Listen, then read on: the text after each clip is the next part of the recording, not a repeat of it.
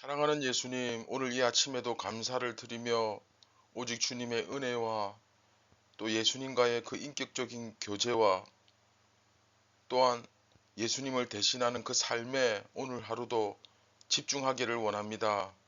사랑하는 예수님, 오늘도 저희를 주님의 식사에 초대해 주시고 그 주님과 함께 교제하며 말씀과 기도를 통하여서 먼저 주님과 인격적인 교제를 나누며 우리 안에 성령으로 충만하게 하여 주시고 진리의 말씀으로 충만하게 하여 주시옵소서.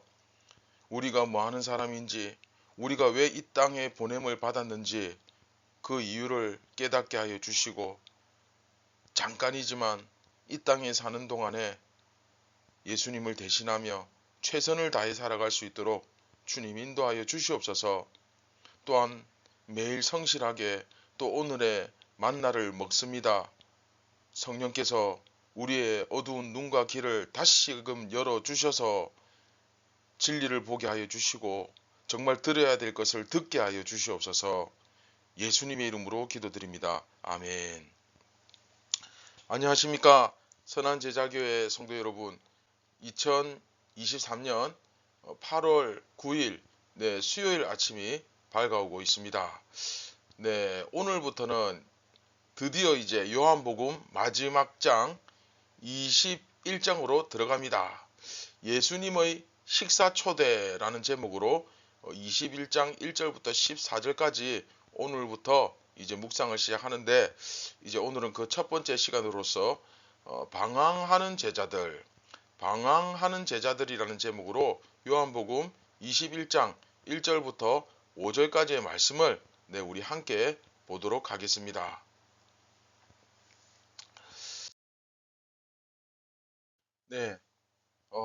이번 이야기와 이제 다음 이야기 두 번에 걸쳐서 이제 요한복음은 끝이 납니다.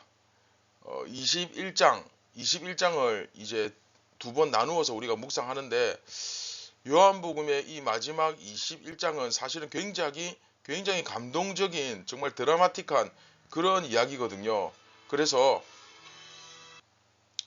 이 두 번에 걸친 두 번 나누어서 우리가 듣는 요한복음 마지막 21장을 통해서 지금까지 성실하게 1장부터 쭉 묵상해온 요한복음의 모든 지식과 또 그 은혜의 경험들과 깨달은 진리들이 정리가 되면서 정말로 말로 표현할 수 없는 깊은 감동과 또 그 진리를 깨닫게 되는 그 기쁨이 여러분 마음 가운데 고스란히 그대로 들어갈 수 있도록, 스며들 수 있도록 그렇게 간절히 기대하고 또 기도합니다. 자, 여러분, 이제 요한복음 마지막 21장이죠. 교회의 사명을 이야기하는 마지막 21장입니다. 자, 이것을 통해서 요한은 이제 교회의 사명을 말해주고 있습니다. 화면에 보이시는 것처럼 우리 마지막 21장이죠. 많은 주석가들이 요한복음 21장을 뭐 그냥 단지 부록 정도로 여기곤 하는 경향이 있었습니다. 그래서 20장 마지막 부분으로 요한복음이 끝나고 21장은 사실은 이제 뒤에 따라오는 이야기처럼 무슨 부록처럼 생각하시는 분들이 있었습니다만은, 사실은 그렇죠. 부록이라기보다는 1세기 유대인 교회를 향하여 요한이 정말 말하고자 했던 것, 요한이 그 당시 초대 교인들에게 뭘 말하고 싶었던가를 정말 잘 보여주는 부분이 바로 21장이죠. 그래서 어떻게 보면 가장 중요한 메시지를 담고 있다고 해도 과언이 아니죠. 자, 20장, 21장을 다시 한번 정리해 봅시다. 요한은 20장과 21장을 통해서 예수님의 부활을 증언하고 있지 않습니까? 우선. 자, 그런데 좀 더 자세히 보면 20장에서는 예수님의 부활, 21장은 교회의 사명이에요. 그래서 20장에서는 예수님의 부활은 확실하다.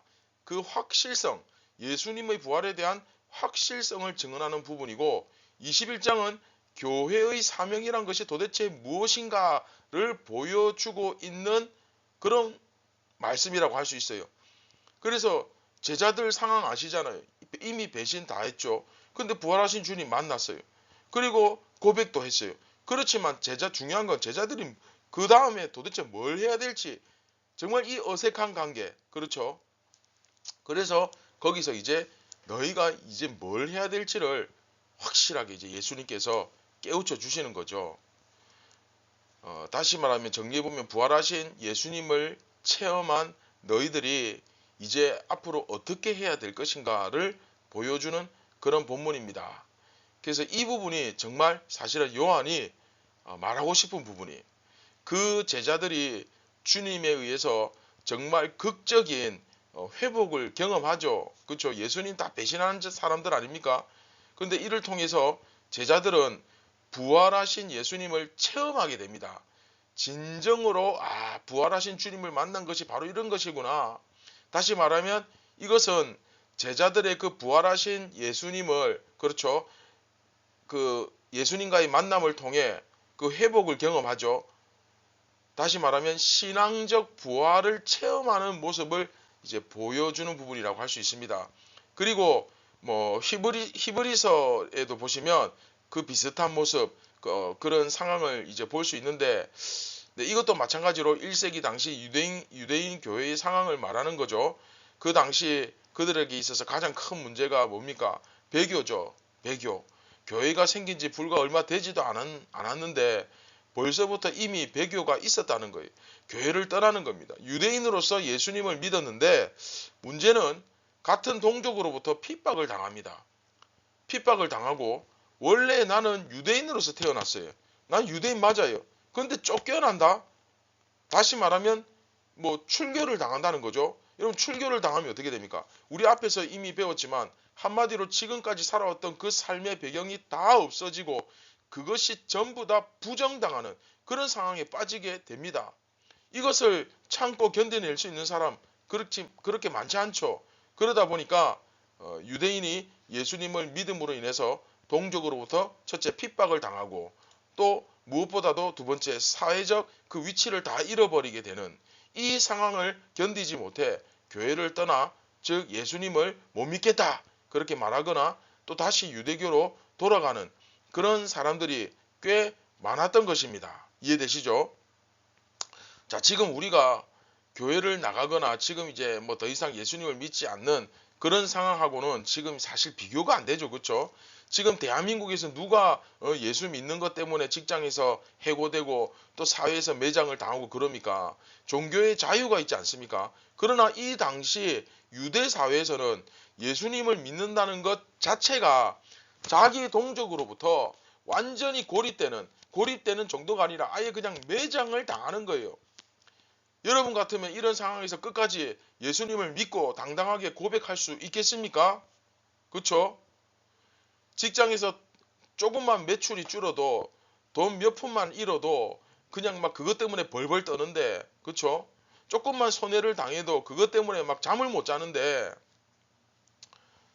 그러다 보니까 사실 심적으로, 즉 이제 마음속에는 어떤 일들이 벌어지는가 하면 그 마음에는 예수님에 대한 확신을 가지고 있었음에도 불구하고 자기 신앙을 드러내지 못하고 그냥 유대인으로서 살아가는 사람들이 많이 생겨나기 시작하는 거예요. 그래도 살려면 어쩔 수 없다. 이렇게 살 수밖에 없다.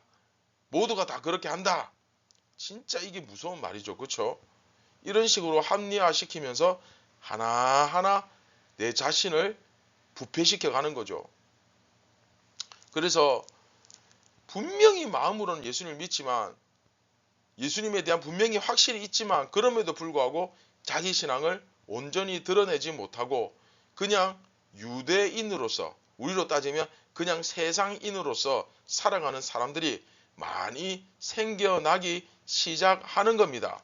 세상 사람들 다 불법 저지르고 비리 저지르고 하는 거 그냥 똑같이 하는 거예요. 우리도 이렇게 안 하면 장사 못 하는 거예요. 이렇게 하면 살아갈 수가 없는 거예요. 이렇게 안 하면 세상에서 인정을 못 받는 거예요. 그래서 세상이 하는 방법을 따라가는 것. 그렇죠? 물론 똑같은 적용은 아니지만 분명히 생각해 볼 문제입니다. 자, 앞에 우리 요한복음 12장에 보시면 출교를 당할까봐 두려워서 드러나게 말하지 못하며 사람의 영광을 하나님의 영광보다 더 사랑하는 사람들, 이 사람들이 생겼죠. 그렇죠. 1세기 당시에 그 유대인들이 얼마나 많은 여러분 고민을 했겠습니까? 물론 이게 인간적으로 쉬운 결정이 아닙니다. 그렇죠. 그래서 그 대표적인 인물이 누굽니까? 아리마대 요셉, 뭐 니고데모, 이런 사람들이 나타나는 이유도 다 이런 이유 때문이죠. 누구나 모두가 다 그렇죠. 그 가운데 예수님을 인정할 수밖에 없었음에도 불구하고 예수님을 믿는 사람이라고 말하지 못하는 유대인들, 분명히 내가 동의가 되고 받아들여지지만 그러나 말은 못해요. 내가 예수님의 말씀이 정말 진리라고 느끼지만 그러나 그 가운데 온전히 자신의 신앙을 행동으로 드러내어서 말하지 못하는, 왜? 불이익 당하니까, 출교 당할까봐. 출교 당하면 모든 것 다 잃으니까. 그렇죠? 그래서 요한은 아리마대 요셉이나 니고데모를 통해 1세기 유대교와 예수님 사이에서 이렇게 양다리를 걸치고 있는 그런 사람들의 모습을 제시한 거예요, 이미. 그렇죠? 그래서 오늘 말씀을 통해서 나는 과연 어쩌면 이 니고데모와 아리마대 요셉 이런 사람들보다 더 심한, 더 심각한 상태에 있진 않은가 한번 돌아보셔야 됩니다. 그래서 이런 상황에 처한 이 유대인들을 향한 요한의 메시지이지만 결국은 우리를 향한 메시지이기도 한 거죠. 성경에 기록된 것은 다 이유가 있죠. 그렇죠?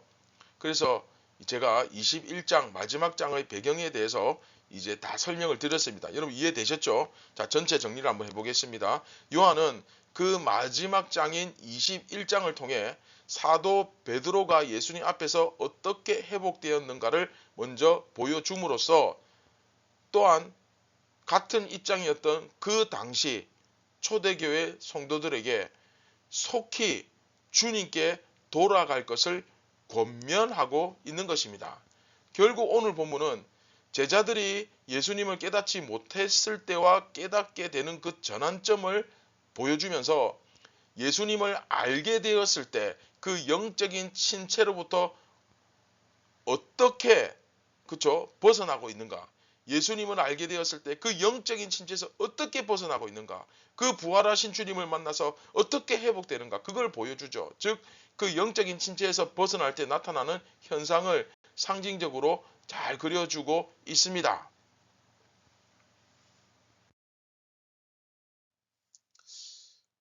네, 같이 말씀을 한번 보겠습니다. 그 후에 예수께서 디베랴 호수에서 또 제자들에게 자기를 나타내셨으니 나타내신 일은 이러하니라. 시몬 베드로와 디두모라 하는 도마와 갈릴리 가나 사람 나다나엘과 세베대의 아들들과 또 다른 제자 둘이 함께 있더니 시몬 베드로가 나는 물고기 잡으러 가노라 하니 그들이 우리도 함께 가겠다 하고 나가서 배에 올랐으나 그날 밤에 아무것도 잡지 못하였더니 날이 새어갈 때에 예수께서 바닷가에 서셨으나 제자들이 예수이신 줄 알지 못하는지라.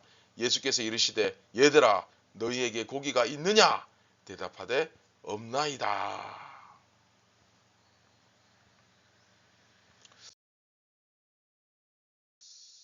네, 참고로 디베랴 호수는 갈릴리 호수를 말하는 겁니다. 이 갈릴리에서 제자들에게 예수님이 나타나셨어요.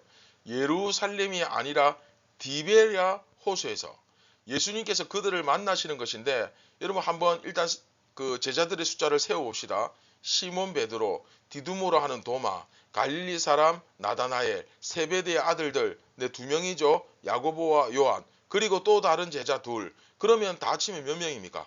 네, 7명이죠. 그렇죠? 이 총 7명의 제자들이 거기에 있는 겁니다. 그런데 왜 12 제자인데 왜 7명이냐? 자, 요한복음을 쓴 이 요한이 또 여러 가지 글들을 썼죠. 자, 요한계시록 똑같은 저자 요한입니다. 자, 요한계시록을 보면 오늘 왜 7명이 나오는지 쉽게 알 수 있죠. 자, 요한계시록 보면 뭐가 나옵니까? 그 숫자가 많이 나오죠. 그 중에서도 특별히 이 7이라는 숫자가 나옵니다. 7교회, 7촛대, 뭐 7이 자주 나오죠. 여러분 요한계시록 배우신 분들은 아마 쉽게 아실 겁니다. 자, 요한계시록에서 7교회는 단지 7교회밖에 없어서 7교회를 하는 게 아니에요. 요한복음에서 7은 완벽한 숫자, 그 대표성을 띱니다. 그러니까 7교회이지만 그 당시에 초대 교회를 다 모아서 상징하는 그게 바로 7교회. 그러니까 7교회라면 7교회만 생각하면 안 되고 그 당시에 그 1세기 초대교회의 모든 교회를 생각하셔야 돼요. 그러면 여러분 7제자 하면 이게 뭐겠습니까? 그냥 12제자인데 단지 5명 빠뜨린 겁니까? 아니죠. 그 당시에 그 당시에 1세기 유대인 교회를 지금 상징하는 거죠. 그렇죠. 그 당시 유대인 교회를 상징적으로 보여주는 사람들이 오늘 본문의 7제자입니다. 그래서 이 사람들이 대표가 되어서 예수님을 다시 만나야 할, 영적으로 회복을 일으켜야 될 그 당시의 교회의 모습을 이 7제자가 이제 대표가 되어서 상징적으로 영적으로 보여주고 있는 거예요. 자, 무슨 말인지 이해되셨죠? 자, 예수님의 부활을 목격했죠. 예수님께서 하나님의 아들이시고 나의 주, 나의 하나님이시라고 고백을 했죠. 하지만 그 다음에, 그렇죠, 부활의 주님도 만났고 고백도 했고, 그러면 이제 그 다음에 뭘 어떻게 해야 할지, 그 다음에는 뭘 해야 될지 그 이제 생각이 안 나는 거예요. 뭘 해야 될지 모르는 거예요. 그러다 보니까 고향이었던 그 갈릴리로 돌아가서 물고기를 잡고 있었던 겁니다. 이 상황 이해되십니까?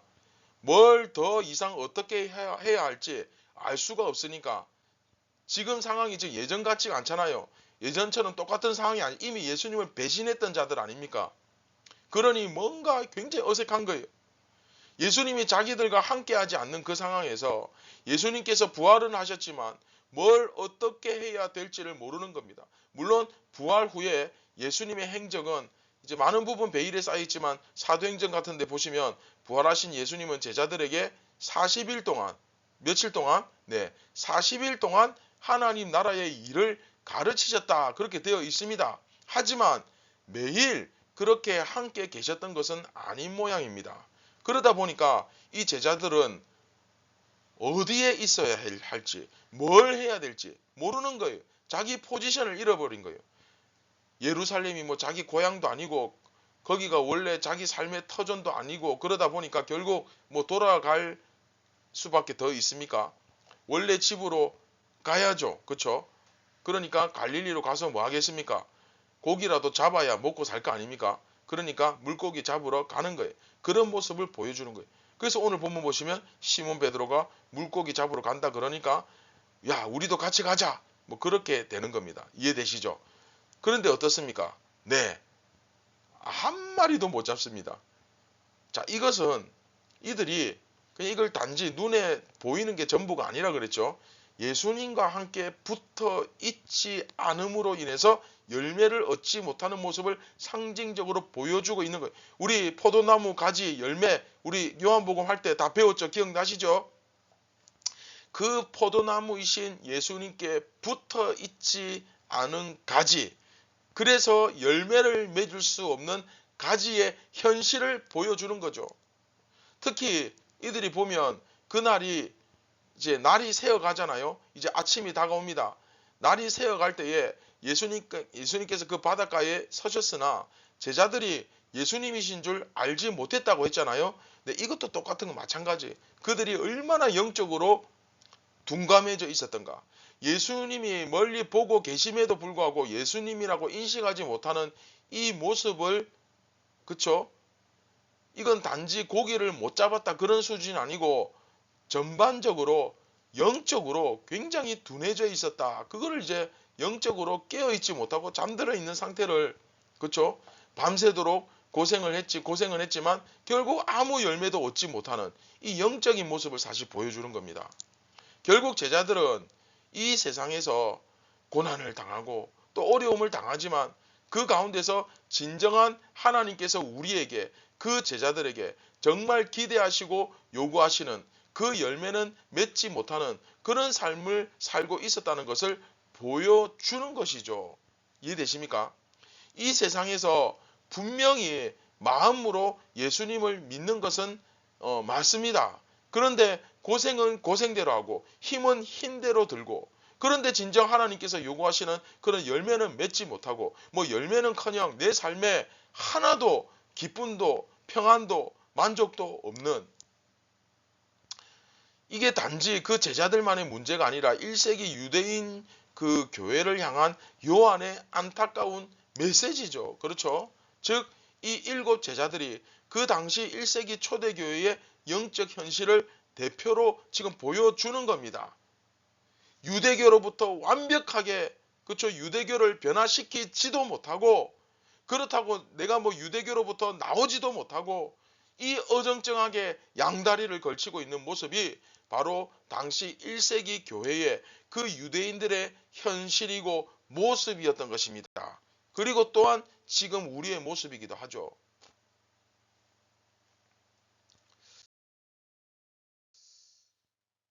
자, 말씀을 맺도록 하겠습니다. 우리도 마찬가지죠. 복음이 우리에게 들어왔지만 그 유교로부터, 또 혹은 어떤 그 샤머니즘이나 무속신앙으로부터, 기복신앙, 또 이런 과거의 내 모습으로부터 완전히 변화시키지도 못하고 독립시키지도 못하고 빠져나오지도 못하고, 이건 분명히 기독교가 아니라 그냥 유교일 뿐인데 그것을 숭배하고 있고, 또 이건 그냥 샤머니즘일 뿐인데 거기다 대고 계속 예수님이라고 비나이다 비나이다 이러고 있고, 예수님을 완전히 이 세상의 돈과 물질과 번영을 가져다 주는 그런 무슨 만몬신으로 만들어 놓고, 그런 만몬신 앞에 예수님이라는 이름표를 붙이고 그 우상을 숭배하고, 우리의 현실과 너무나 흡사하죠. 정말 성경이 우리의 영적 상태에 대해서 모든 것을 정확하게 말해 주고 있지 않습니까? 지금 나의 상태는 어떻습니까? 이게 2000년 전 1세기 초대 교회에만 얘기하는 게 아니죠. 오히려 지금 현대 교회의 현실이 더 지금 심각하지 않습니까? 나는 복음을 통해 예수님을 만났지만 여전히 내 안에 있는 이 과거의 잔재, 죄로부터의 그 노예가 되어 살아가던 그 옛적의 노예 근성, 아직도 이런 것들을 버리지도 못하고 변화시키지도 못하고 그 가운데 묶여서 지금 질질 끌려가며 살아가고 있지 않습니까? 혹은 양다리 걸치고 있지 않습니까? 그런데 이번 이야기는 그리스도인의 삶이란 바로 이런 것이다. 그리스도인의 삶은 너희들처럼 그런 것이 아니다. 예수님을 알지 못했을 때와, 자, 굉장히 중요합니다. 예수님을 알지 못했을 때와 예수님을 알게 되었을 때, 또 예수님과 붙어 있을 때와 떨어져 있을 때, 내가 영적으로 둔감해져 있을 때와 민감해져 있을 때를 확실히 구분해서 정말 CT 촬영하듯이, 병원에서 엑스레이 찍듯이 선명하게 보여주죠. 제자들이 깨닫게 되었을 때와 깨닫지 못했을 때는 너무나 확실하게 다릅니다. 그런데 영적으로 둔감해져 버리면 이게 구분이 안 되는 거예요. 구분을 못하게 되는 거예요. 자, 여러분은 지금 어떤 상태에 빠져 있습니까? 아마 여러분 본인들이 더 잘 아실 겁니다. 물론 구분은 잘 안 되지만, 그러나 그 상태, 과거에 기억하잖아요. 다시 말하면 다른 건 몰라도 내가 확실히 지금 열매를 맺지 못하고 있다. 영적으로 둔감해져 있는 상태, 깨닫지 못하는 상태, 이런 모습은 다른 사람은 잘 몰라도 지금 본인은 확실히 느끼고 있을 겁니다. 눈물이 마르지 않았습니까? 이제는 더 이상 깨달음이 사라지지 않았습니까? 열매가 사라지지 않았습니까?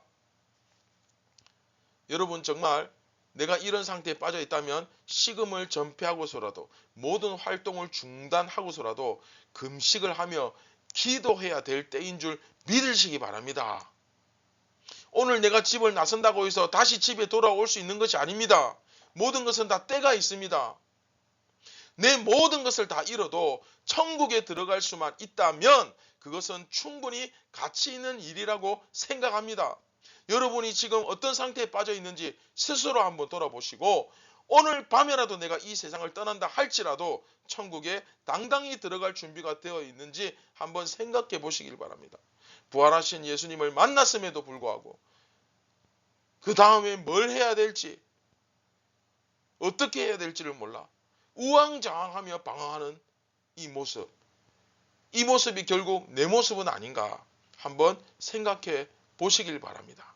사랑하는 선한제자교회 성도 여러분, 여러분들의 인생이 예수님과 딱 붙어서 열매 없는 삶의 상징이 아니라 열매 맺는 삶의 상징이 되기를 주님의 이름으로 축원드립니다. 예수님과 어색한 관계가 아니라 정말 깊은 관계가 되기를 주님의 이름으로 축원드립니다. 할렐루야.